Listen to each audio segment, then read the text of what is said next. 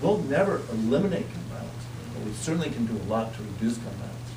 We'll never make any community perfectly safe, but we can do a lot to help you in keeping our communities as safe as we possibly can. And now let me touch on the 10th district. Our district, our community, there's a reason I believe that we have people who can speak out clearly. Here's where I stand. I believe we should have universal background checks. This district supports that. There's a reason that Mark Kirk comes from this district and can talk about making gun trafficking illegal. We need to make sure that we stay on our message and we continue to do. That's what I'm committed to doing in Congress, working with my colleagues and peers. We won't get this overnight. This won't be, for all the context and pain we've seen and will continue to see, this is not going to be a march downhill. It is definitely a march uphill, but we all need to do it together. America has been changed by this latest Sandy Hook tragedy.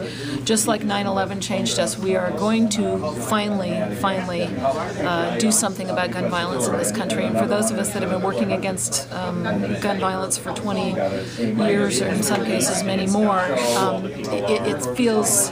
it feels like the tide has turned. The vast majority of Americans now understand that this is a problem that is profound and serious and high-level priority, and the number of people affected are just intolerable. And we're going to do something, and we can do something. There are problems here that can actually be solved. This is the thing that's so amazing. I mean, we have a solvable problem.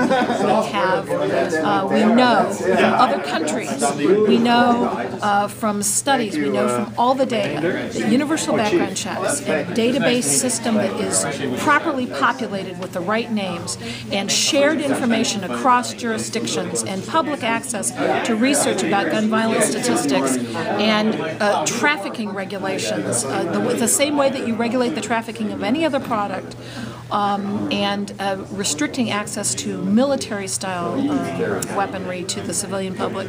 We know that all of these things, if we do them on a national level, because we're a nation with porous borders, so local laws are relatively ineffective, we have to do this nationally.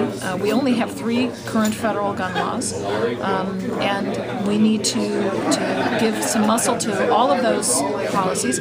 And if we do everything that I've just described, we will save thousands and thousands and thousands of lives and save ourselves a lot of money and agony and bloodshed, and nobody who loves and cares about guns is going to be kept from loving and caring about and having and enjoying their guns.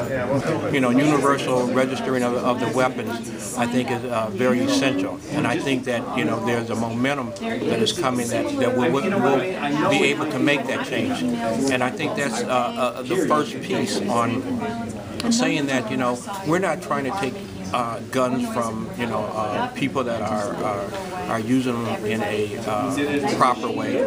We're just making sure that they are registered, that if there is an incident, that we are be able to maybe trace that gun back to where it starts at, and be able to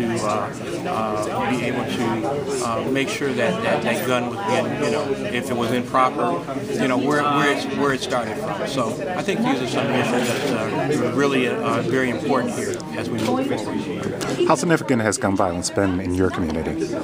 Again, in our city of North Chicago, in 2011, we pulled off the streets of our community 112 different guns, and some of these guns were semi-automatics, they were assault rifles, and so these are some of the issues that we have in our community.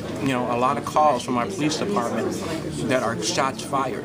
So these guns are in the hands of gang members that cause our community to have to continue to be vigilant to try to get these guns off the street. So I think this is again a good step within our community to an effort. What do you think is missing in when we talk about the debate over gun control and gun violence?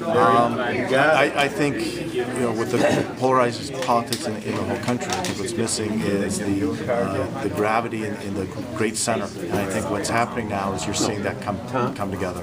That the tragic mass casualty incidents like Newtown, what happened in Colorado and Wisconsin and Arizona, is crystallizing people saying we need to do something. But also the incidents that we saw in Chicago this week, where a 15-year-old girl on a playground after taking a final had her life tragically ended. That people understand we need to do something to reduce violence.